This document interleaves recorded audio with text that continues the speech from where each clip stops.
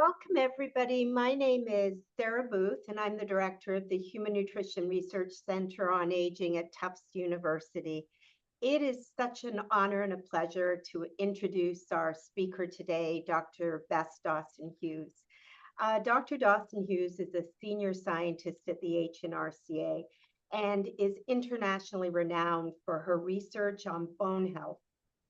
As an endocrinologist, her research interests include metabolic bone disease, the acid-base balance of the diet, calcium and vitamin D nutrition, and prevention of and treatment of osteoporosis. Dr. Dawson-Hughes has authored almost 500 peer-review publications. Her work of late has included a discovery that an alkaline diet is associated with greater lean tissue mass and reduced bone resorption in older, greater loss of lean tissue mass and reduced bone resorption in older adults. Her team has also identified both low and high circulating 25-hydroxy vitamin D levels are associated with increased risk of falling in older adults. I can go on with the research, but I think I'm going to shift now and talk about Dr. Dawson-Hughes's affiliations. She's a professor of medicine at Tufts University School of Medicine, in addition to her senior scientist role. Among her professional affiliations, she currently serves on the executive committee and the board of the International Osteoporosis Foundation. Dr. Dawson-Hughes is a member of the World Health Organization's expert panel on bone health and aging, and is a founding member of the newly formed international consortium, the Global Health Span Extension Consortium, with the purpose to advance health span. She was also a founding director of the Center for the Advancement of Science and Space that develops and oversees research on the International Space Station. Dr. Dawson-Hughes is on multiple editorial boards and has received many awards, including the Thomson Reuters Highly Cited Scientist Award and the President's Award from the International Osteoporosis Foundation.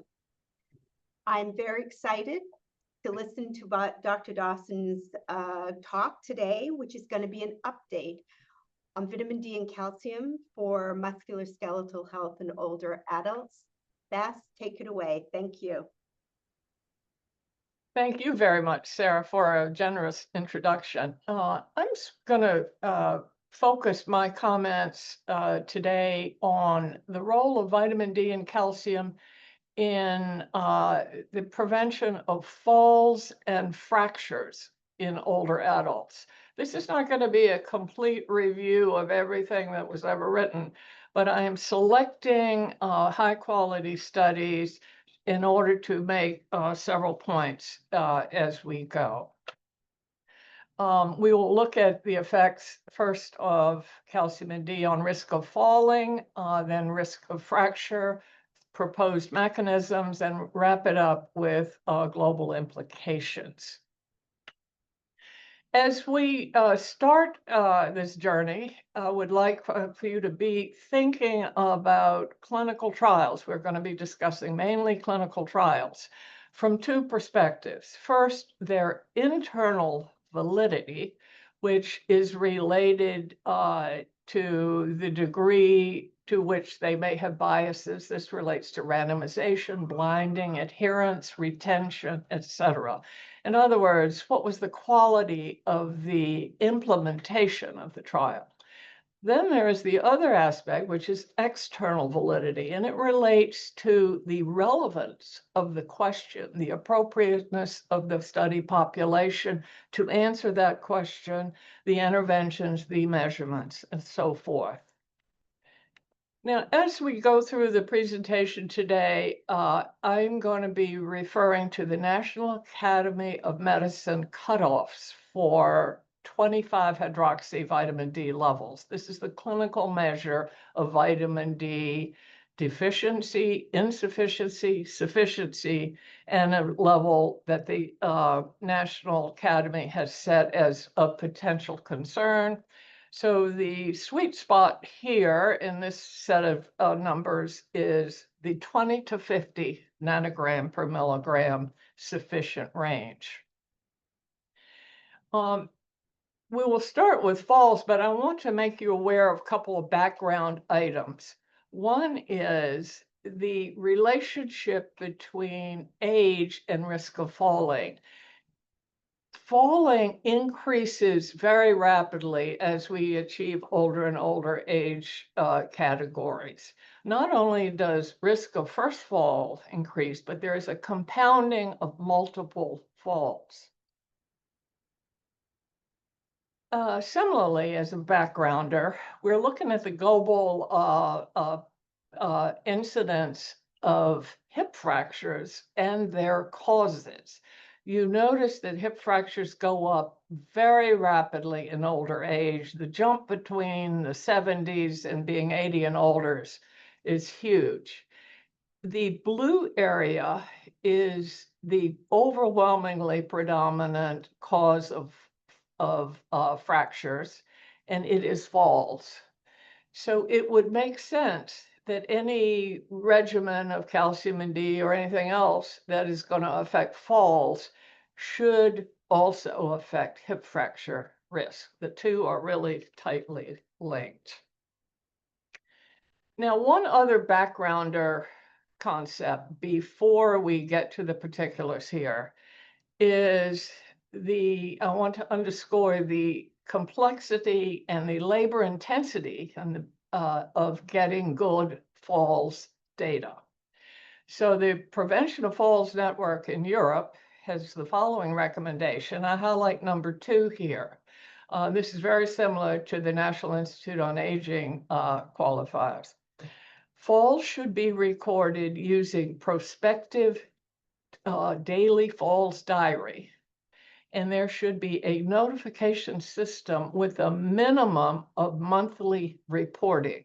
So a coordinator needs to be in touch with each participant on a monthly basis to discuss whether they've fallen. When they report a fall, does this look like the one they reported the previous month? So you can get rid of the double falls and so forth. This is a very, very costly and labor-intensive endeavor to get good falls data. So we're going to start with a chronology of several clinical trials conducted. We'll start with one in 2010 by Vishal Ferrari, randomized elderly people who were at high risk of a fall on the basis that they had fallen in the previous year, randomized to groups A, B, or C. They were given monthly doses, but the dose equivalents would be A was 800 units. That's kind of a replacement dose, 2,000 units a day, and then the 800 plus some 25-hydroxy-D itself.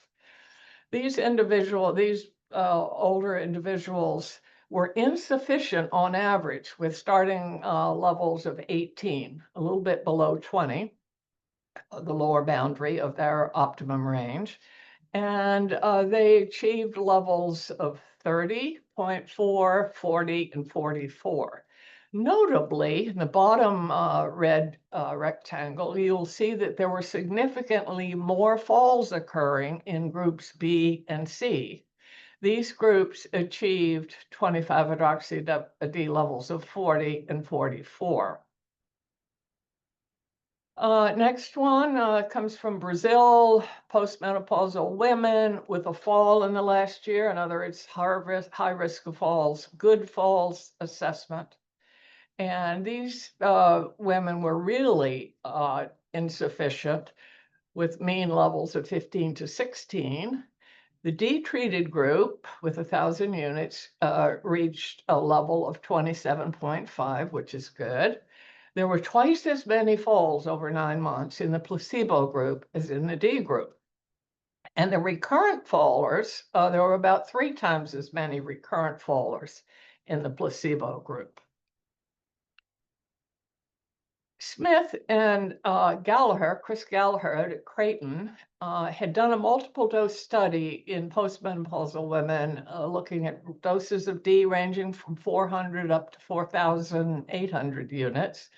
But they sorted the participants by the achieved 25D level on supplements, and then looked at risk of falling with high quality methods. And so in both the Black and the white women, you will see what looks awfully much like a U-shaped configuration. The nadir for falls here was 35 to 41 nanograms per mil during the trial. If you were below that, you benefited. If you were above it, you had more falls. We were prompted to look at a trial, our Stop It trial, which was done many years ago. We had given 700 units of vitamin D and 500 milligrams of calcium versus double placebo to 424 men and women aged 65 and older. Now, their mean age, as you see, was 71, and their baseline 25-hydroxy-D levels were in the very low 20s, indicating that approximately half were insufficient by the National Academy of Medicine. This is what we found in terms of linking odds of falling with the intra-trial mean 25-hydroxy-D level over the 3-year intervention period. Now, the nadir that we identified was 20 to 40. So there's a real convergence in that range, as you've seen from the previous studies. Larry Appel did the published results of the STURDY study. The primary endpoint was falls, very high quality falls assessment. This was a complicated adaptive design trial. They tested a bunch of doses of D, and one looked somewhat promising, the 1,000 units. So they combined all the people in different doses, gave them part B of the trial, gave them 1,000 units, gave the controls 200. They didn't see a difference in falls in these older high-risk people, but they saw injurious falls were increased at a hazard ratio of 1.87, hospitalizations 2.48, and falls that resulted in a fracture were 2.66. This suggests, in a sense, that perhaps it was the older people that were with the multiple falls were having particular trouble here. But we're getting a recurring theme. And the last one of this series is a trial by Gindi in elderly nursing home residents, age 81. They were treated with 100,000 units a month versus a standard dose of 400 to 1,000 for 12 months. Now, the primary endpoint shown on the left was acute respiratory infections, and they were down significantly. You see the top square there for overall, significant reduction, but there was a significant increase in the number of falls with this dose of vitamin D.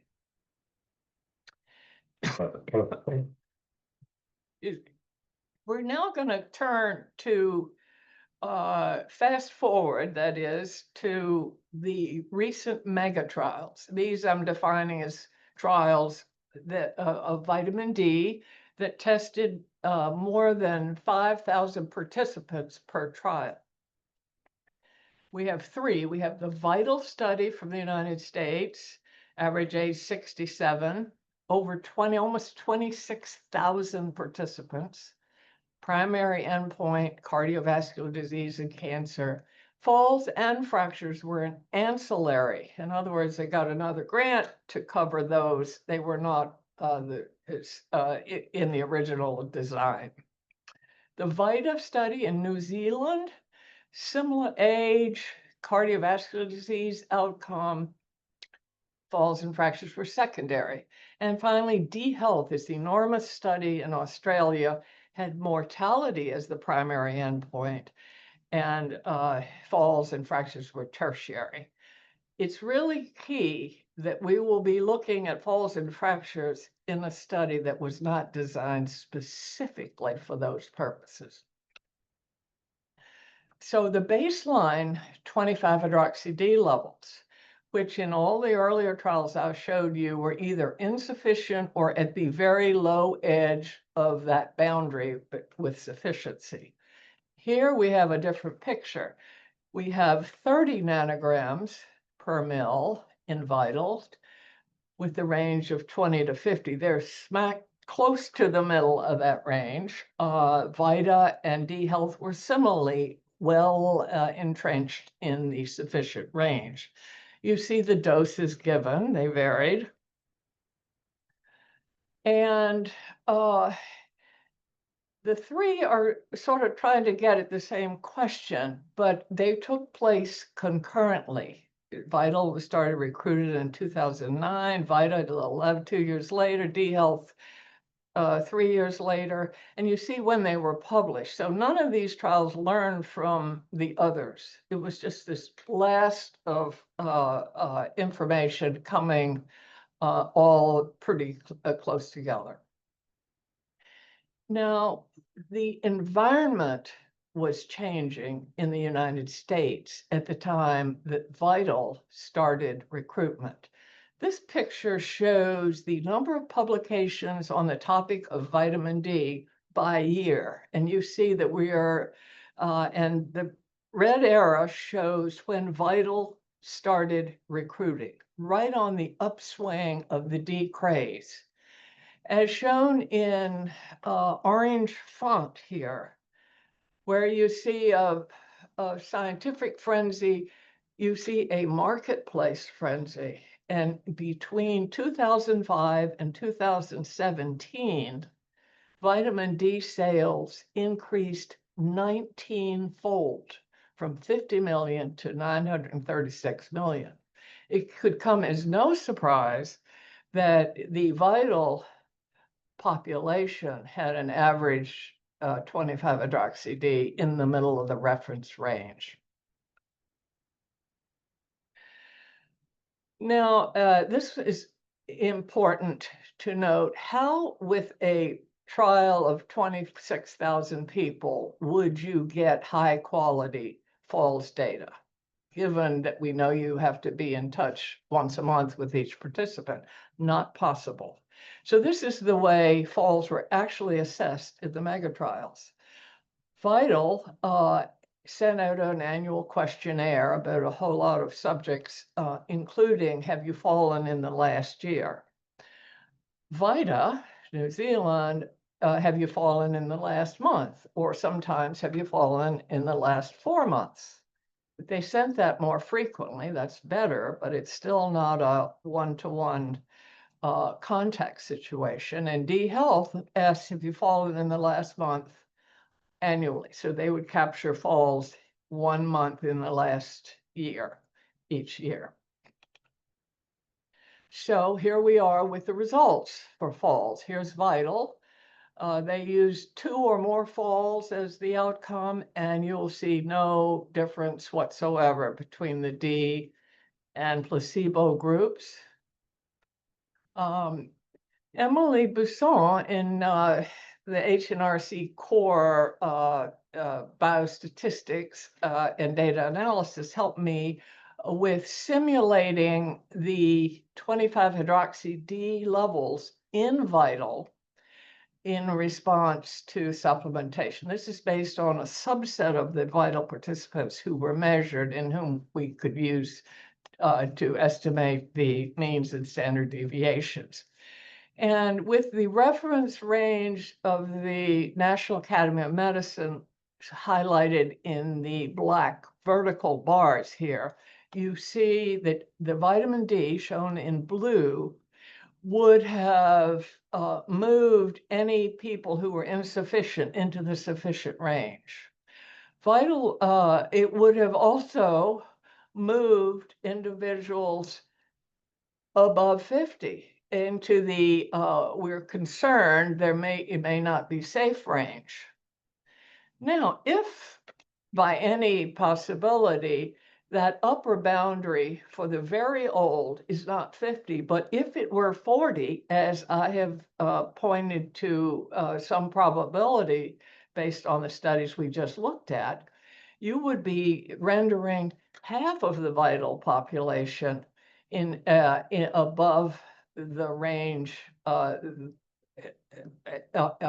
range at which we see the nadir in falls. In other words, you may have been increasing falls, but you would have only done that likely in the oldest old, of which maybe a half or a third of that vital cohort would have been. They were younger than those in the studies that we looked at from the earlier years. Here is the D health impact in all participants shown in the red upper rectangle. You will see no effect. If anything, leaning toward placebo is better, but no difference. The second in the lower red area highlights the bone mass, body mass index as a factor in a subset analysis. Those with BMI of 25 kilograms per meter square or less actually had significantly more falls than did those in the D group than the placebo group. And those with higher BMI, treatment had no effect. You know that if you have a lower BMI, any given dose will raise your 25-hydroxy-D to a greater extent than the high BMI, because high BMI, you get involved with a volumetric dilution and more fat in which the D can sequester and so forth. So that is an interesting subnote. Moving on to the last of these is the VITA study. Here we see no effect of vitamin D on falls. So the 3 mega trials for falls are null.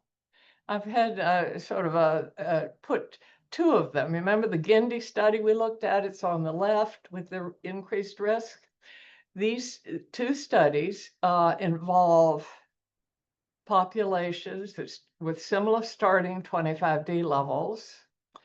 And the key difference here is the age. They have the same doses of D, but the Guindy people were 81 on average, and the VITA were 65.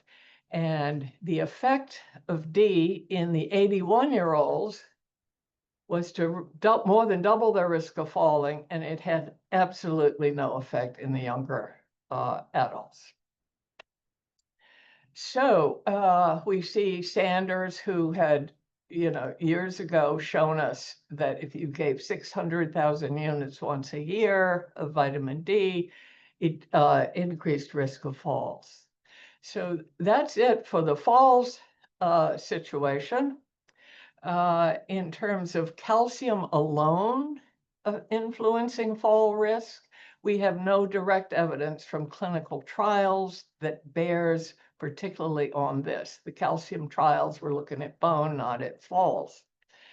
But we do have an observational study in a large number of Japanese adults showing for men and women that those in the lowest quartile of calcium intake, under 338 milligrams for men and under 452 for women, there were significantly more falls than there were in the 4th quartiles.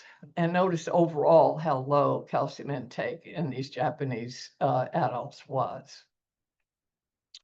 So we're going to, I'm going to make one more point about falls. Now, some people think, a whole lot of people think that if you put all the information together, you can really come up with the answer. And I would like to, I looked to see how many meta-analyses of vitamin D in falls there were. I found 38, and you can cherry pick the ones, they'll show anything from A to Z. I would like to throw a couple of words of caution into this approach for falls in particular.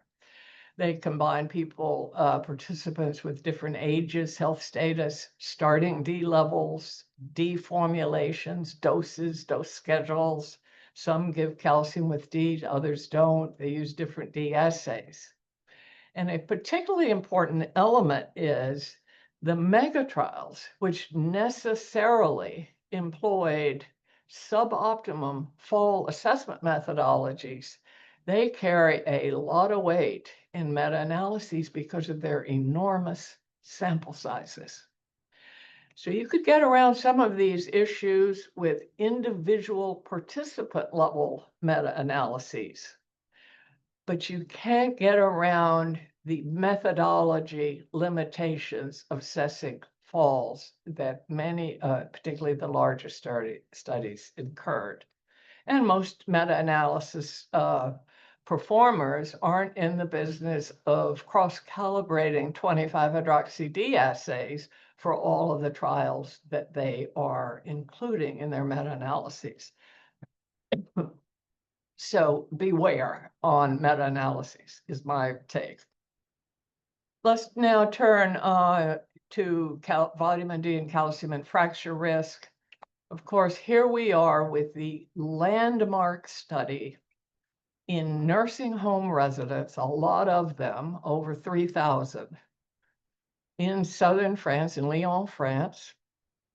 Their baseline 25-hydroxy-D levels, 16 nanograms in low calcium intake. They were treated with replacement doses of calcium and D for 18 months and witnessed a 43% risk reduction in hip fracture. That's on a par with the very top level osteoporosis pharmacotherapy. It's amazing. And the non-vertebral fractures decreased by 34%. This study is really special because it took an insufficient population, gave them replacement doses, and we're in a nursing home environment where the capture of the outcome of falls is virtually 100%. So that is a highly valuable study. Soon after that was published, we embarked on our Stop It study. I showed you the falls data earlier. Here, this study was done as a U01 with a whole lot of different sites doing different interventions. We gave 500 milligrams of calcium, 700 of vitamin D3. Our primary endpoint in the 3-year trial was hip, femoral neck bone mineral density. We also collected fractures and, as you saw, falls and many other things. And we, in fact, with only 37 fractures, there was a huge difference in the numbers between the placebo group and the calcium and D group. Here are the bone mineral density at the spine changes. This slide shows us for the men. It's representative. The 3-year intervention shown in the shaded area reveals that bone mineral density went up in the D and calcium group and down in placebo. We followed these people for 2 years after they had finished the intervention. And of course, all the gains they had made reversed. So what about the big VITAL and other mega trials? Here are the fracture data from VITAL, looking at non-vertebral fracture in the upper panel and hip fractures below. You will see no signal whatsoever toward any effect of vitamin D. Same thing with VITA. Same thing with D health. I did want to share with you an observational study in very elderly men, a large cohort of elderly men in Australia. They had a 25-hydroxy-D measurement, and then their fracture risk was assessed over the ensuing 4.3 years. And doesn't this look like the U-shaped pattern we've been seeing for falls all along earlier in this presentation? Here, the nadir region was 24 to 29 nanograms per mil, and these were 70 to 97-year-olds. So these are the ones who would be vulnerable to higher 25-hydroxy-D levels. So it looks as if that's sort of a match to the falls data we were seeing. The U-shaped association that I'm putting forward for 25-hydroxy-D with falls and fractures is not unexpected. The late Martha Claire Morris showed this wonderful picture of nutrient status levels and physiologic function. If you're deficient or marginal and you take more of the nutrient, you have improved function. You reach a plateau area. And if you exceed the right-hand side of that plateau in dosing or intake, you start to see marginal and then toxic effects. I think this is what is going on. I'm not so certain about the boundaries, but I think we're getting into the right range with the 20 to 40. So what mechanisms might be at play here? The relationship between vitamin D insufficiency and fractures and falls is pretty well worked out. We know you on the bone side coming down on the left, decreased calcium absorption, increased PTH, increased turnover of bone loss, fractures. And on the insufficiency, muscle mass maybe, but muscle strength for sure. And that is a muscle strength is highly related to fall risk. And an elevated PTH will actually decrease muscle strength, decreases ATP. There's another element in addition to those metabolic effects, and it appears to be that there's some neuromotor connection here. We see an example of a lovely study in older women who were insufficient and then treated with calcium and D and put on a sway meter. And what the people who got D plus calcium as opposed to calcium alone had less lateral sway in the left-right direction.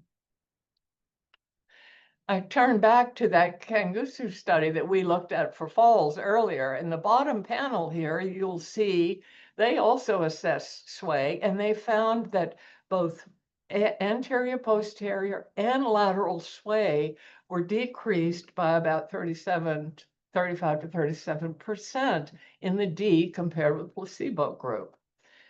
Why do I talk about sway? Well, Susan Greenspan has shown us that falls to the side are the treacherous falls for hip fracture. Look at the odds ratio of 5.7 compared with a whole lot of other factors. So if you're swaying from side to side, the next thing happens is you're falling from side to one side or the other, and that's the hip fracture maker. We're more speculative in considering how high D levels in older people may be contributing to increased falls and fractures. I'm putting my bets on FGF23. This is an osteokine produced mainly in osteocytes. It's a leading candidate for the link to falls and fractures, in my view. FGF23 is best known as the phosphaturic hormone. Armin Zitterman, a very good scientist, had done a lovely meta-analysis of studies in which, by looking at the effect of vitamin D supplementation on FGF23 levels. And he saw, as shown in that upper highlighted area, that if you're over 2,000 units, and there's some discussion in the back and forth after the publication that it may take actually 3,000 to get you into trouble, you will see increases in FGF23 levels. Note that the scale here is a log scale, so we're looking at over a 10-fold increase if you go over that boundary, whether it's 2,000 or 3,000 units a day. So we know that high dose D supplementation will increase FGF23. So what's wrong with that? FGF23 acts on two enzymes in the kidney. It downregulates 1-alpha hydroxylase, CYP27B1. So it decreases the conversion of 25-hydroxy-D to its active 1,25-dihydroxy-D. At the same time, it upregulates 24-hydroxylase, so the CYP24A1, which will act on whatever active compound there is and add a third hydroxyl group at the 24 position and render it inactive. So you cut off supply and downgrade the or shorten the half-life of the 125. So the net effect may be inadequate tissue levels of the active form of D, 125, despite high doses of the precursor, D3 and 25-hydroxy-D. This appears to represent a classical endocrine feedback system that protects against vitamin D toxicity. We need more evidence, more measurements in more trials and in other scenarios to really nail this down.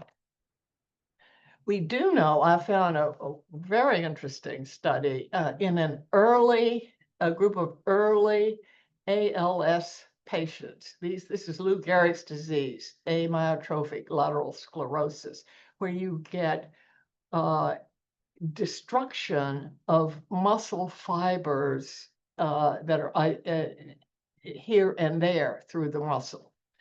And what we found is that the FGF23 concentration in those fibers that are being destroyed in the early ALS stages is much higher than it is in the undisturbed fibers in those same patients. Very, very compelling. FGF23 levels are also associated with pre-frailty and frailty. And this is Beeben's big analysis of quartiles of FGF23, and then looking within each quartile at the proportion who were pre-frail, shown on the left, or frail, shown on the right.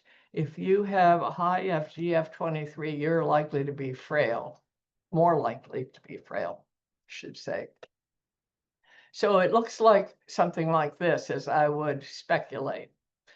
High dose D increases FGF, which decreases 1,25-dihydroxy-D, decreases calcium absorption, decreases phosphates, phosphaturic hormone, remember, increases PTH.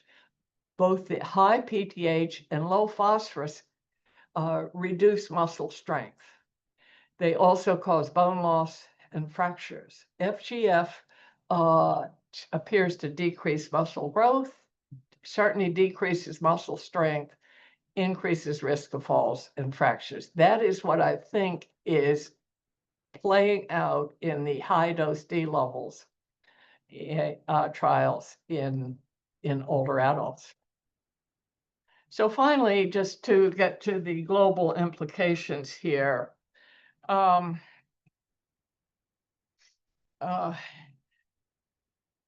to do a global survey first of 25-hydroxy-D levels. This was done some years back, but it hasn't changed a whole lot, and it puts all the information in one picture. So I'm showing you, look at the orange levels of low 25-hydroxy-D. And these are nanomoles, so we are really talking about low nanogram per mil levels. The Far East, India, some of Europe, the Northern Asian areas are extremely low. Here's the calcium intake assessment.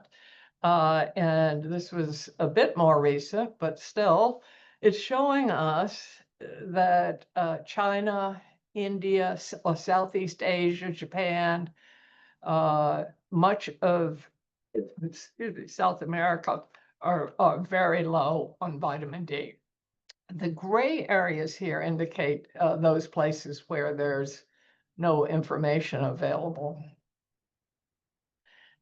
To focus in on a region, we have picked the Middle East for this example. We'll look by adults shown in red, Bahrain, and KSA, the Kingdom of Saudi Arabia. Look at their average levels in adults are below 15 nanograms per mil. That is really low, very worrisome. If that weren't enough for Kingdom of Saudi Arabia, here we are with their calcium intakes. Overall, 445, varies a little by sex, but this is very low calcium intake. Just to put this together in a little different way, I've used the Chapuis French nursing home study as the top line here. That's where we got a 43% risk reduction for hip fractures at 25D16 and calcium intake of 511. These enormous countries, I mean, the billions of people between China and India alone are in very low calcium and vitamin D situations. And yet we do not know what impact replacement would have on community dwelling adults in those enormous regions of the world. This is really, I think, extremely unfortunate. We will not, in the United States, be able to do the trials that would get the answer because we don't have enough insufficient people, thank heavens, to find out. But we need that information. It would help to drive a fix. It would convince governments that it would be cost effective to increase the calcium and vitamin D supply. So I'll just wrap up with a couple of final comments. One is that the controversy about D continues. After the publication of the vital study showing no effect on fractures, we had in the New England Journal a commentary, editorial, I guess, by Steve Cummings and Cliff Rosen, a decisive verdict on vitamin D. The MEGAF trials have shown us that people should stop taking vitamin D supplements to prevent major diseases or extend life. Let's look at the external validity of the trial that drew that comment and the other mega trials. They looked at D-replete populations. The populations replete in calcium. Falls assessments were on questionnaires. That's not the way to get good falls data. And the high doses that were tested were likely excessive for the older segment of the study populations. So I don't think this story is over. And just one last point, vitamin D is now entering the arena of the healthy longevity movement, which is now at the place where vitamin D was, about 15 years ago, where everything's about longevity. So we know that the effect of D on intrinsic capacity in older adults is currently being evaluated.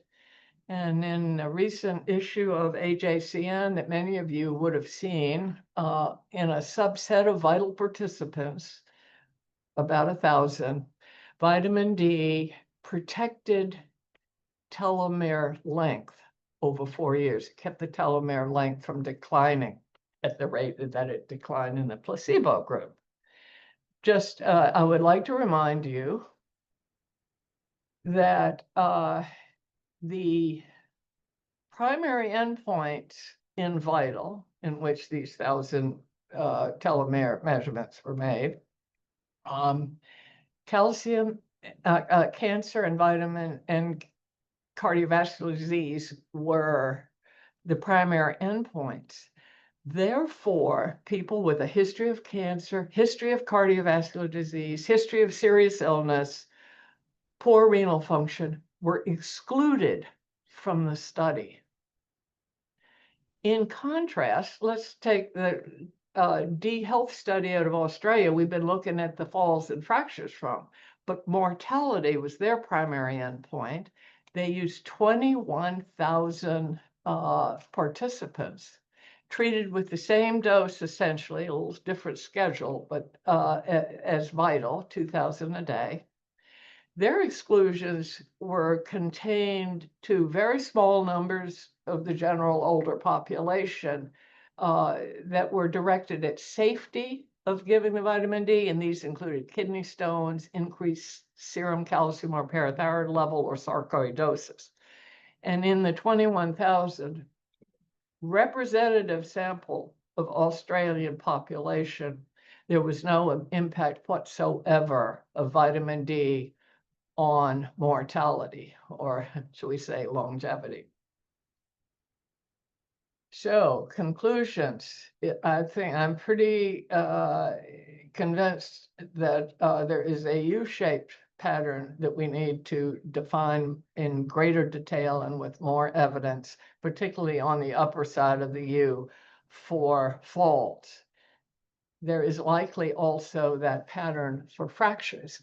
You saw how closely falls and hip fractures are related.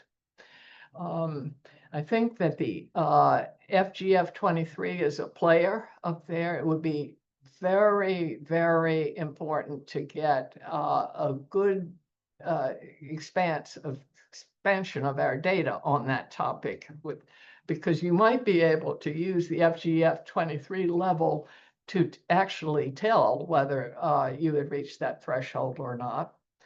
And we need doses, modest replacement doses, to get our very older subset of the population into the nadir region for falls and fractures.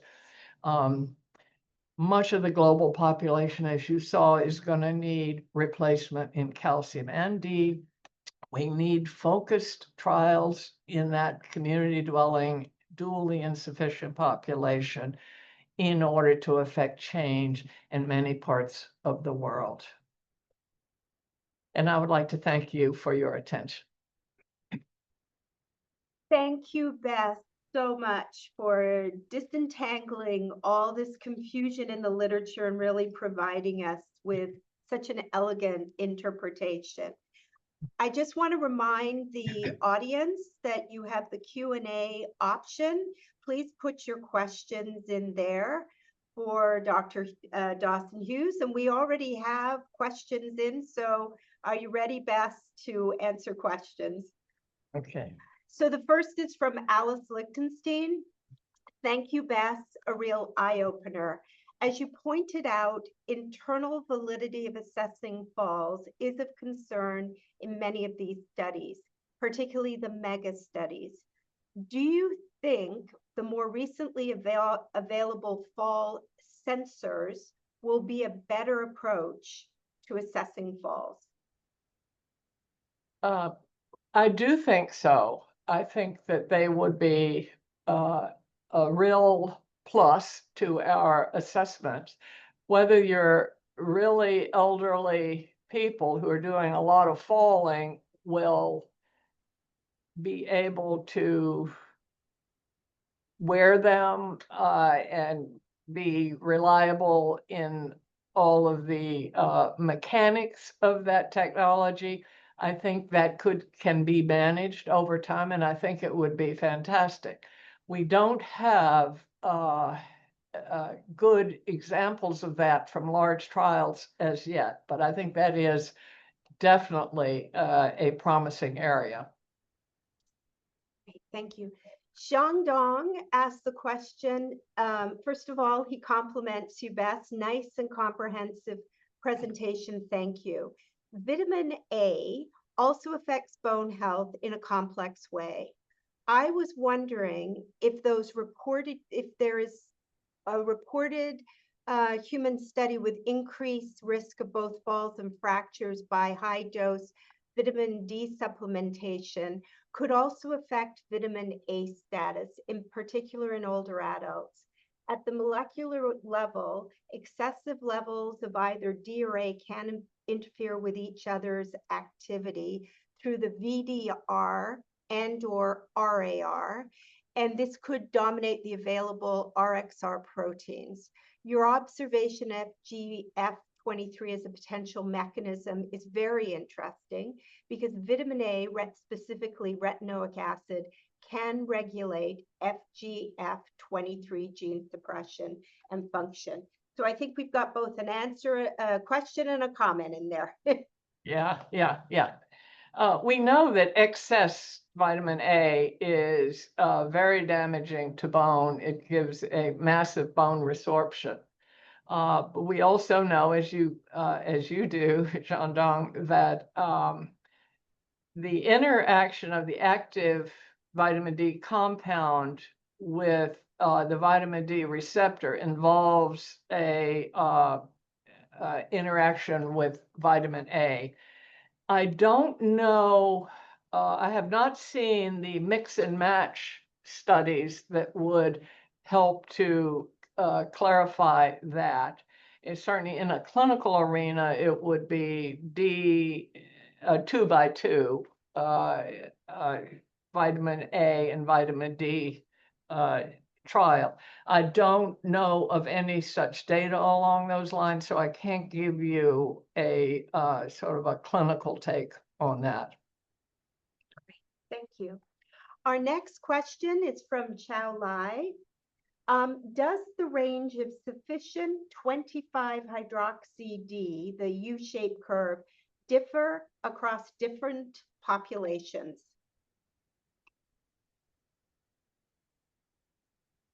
That is an extreme limitation in the available evidence. The 3 megatrials that I showed and the others that are large are all done in, well, the US, Europe, or Australia or New Zealand. We do know that there are differences in the vitamin D receptors, prevalence of different vitamin D receptors in the Far East. For example, there is a genetic difference, let's say, that is problematic for low calcium intake in the VDR's function, that is highly prevalent at about 20% or so in Western populations. When examined in Chinese and Japanese, that particular genotype is missing. And I think it has sort of fallen by the wayside because it's maladaptive. So the ability to tolerate a low calcium intake is very much enhanced to tolerate that in the Far East compared with the Western areas where most of the studies are done. So I would want to see a calcium D trials in the Far East, as well as in other non-Far Eastern regions, such as India or the Middle East, where we would expect to see the same kind of gains that we get here because of the genetic similarity. But that's a long-winded answer, but it is a very interesting area, and I do think that what applies in one place is not necessarily going to be the same in another in terms of calcium D effect on bone and diabetes and other things. Great, thank you. So Bess, we have both a compliment and a question from Roger Fielding. Bess, Okay. as always, a very elegant state-of-the-art summary.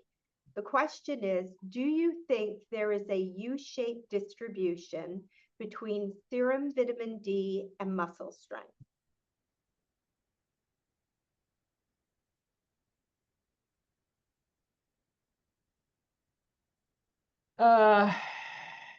I do, because, well, we know on the in the lower part of the range of 25D, that's a problem for muscle strength, not necessarily mass, but muscle strength. I don't see FGF23, which goes up on the high end of the 25D spectrum, being anything but bad news for muscle, because high FGF23 increases PTH and lowers the phosphorus levels. Both of those factors contribute to poor muscle performance. So yes, I think it does. Great, so this will be our last question, and it's from Daniel Promislow. Again, great compliment, terrific talk, Bess. The question is, a paper appeared last week in Nutrition Reviews suggesting that D2 supplementation lowered D3. How does this further complicate the effort to figure out optimal vitamin D supplementation? Okay. A couple of things. Most of the 25-hydroxy-D measurements that we get are a combination of 25D2 and 25D3. So we're getting a total there. The overwhelming majority of D in our studies is D3. It is the vegetarians and others who would use D2 supplements. They're much, much less common now. So I just kind of don't see a huge difference in their effectiveness. Great. Well, thank you very much. We're at the top of the hour. Bess, again, wonderful, wonderful talk.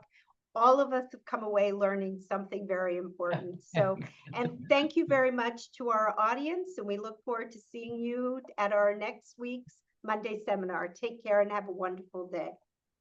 Thanks, everybody. Bye-bye.